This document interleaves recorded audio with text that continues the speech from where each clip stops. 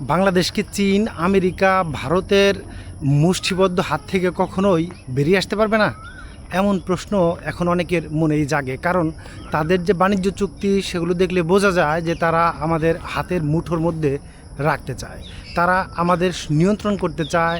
আমাদের ব্যবসা বাণিজ্য রাজনীতি সব কিছুই যেন নিয়ন্ত্রণ তাদের হাতে নিয়ে যেতে চায়।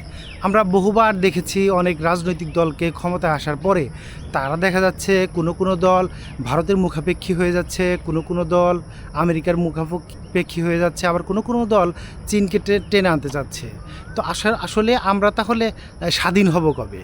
আমাদের স্বাধীন দেশ, সার্বভৌমত্ব আছে, কিন্তু আসলে পরাধীনের শৃঙ্খলায় এই যে যে জিও পলিটিক্স, এই পলিটিক্সের পরাধীনের শৃঙ্খলায় যেন আমরা আটকে আছি। এ থেকে বেরোনোর উপায় কি আসলে নেই?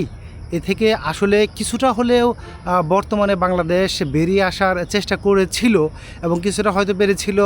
এখন দেখা যাচ্ছে আবারও ঠিক তাদের অর্থাৎ জিও পলিটিক্সের আন্ডারে, অর্থাৎ ক্ষমতাধর রাষ্ট্রগুলোর হাতের তলেই যেন আমরা থেকে যাচ্ছি।